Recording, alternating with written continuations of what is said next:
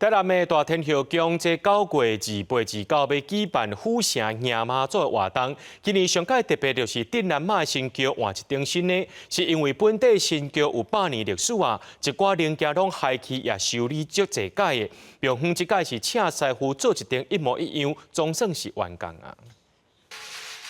大做康好势，代表这顶桥工程圆满完成。这是台南市电大天后宫镇南马今年出门专门来坐，用一冬的时间做好势啊！那倒平这顶是对公司10几年传承到今，因为部分零件毁去，佮加上修复30-40届。这回庙委托木雕师刘正文用府城100年工艺加工入石榴来复刻全新的镇南马分桥，拢总是365地回斗插榫组成的。做这桥你好看啦，感觉讲有一个古式的个对啦。咱的雕刻品就是用台湾上河来做，下骹就用咱的台湾的加工日石榴来制作而成。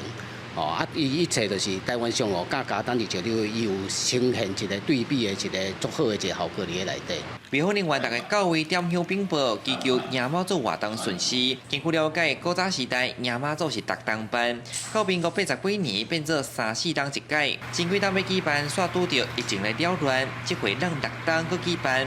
庙方指出，今年恢复传统，限定4社门内各角头大庙才会使来斗老街。古早时代迎妈祖只有府城内买较人参加迎妈祖，所以按今年设的规矩设较严。除非你是台南市4社门内的大庙，而且你要有寺庙登记，有做过大轿，有来请过妈祖。这届上特别的是，这大庙大武因愿意出门来参与这考迎妈祖，因拢古早时代足古早的大正4年到今，已经有30-40冬无来参加迎妈祖。台南市地名小府城迎妈祖庆典，伫这个月期8要起稿。庙方指出，新桥有相应的八卦汤，那呈现文桥的雅气，规个工艺嘛增加出顺的光彩。那原桥到时会收藏伫咧庙内做文物，展示予乡亲看。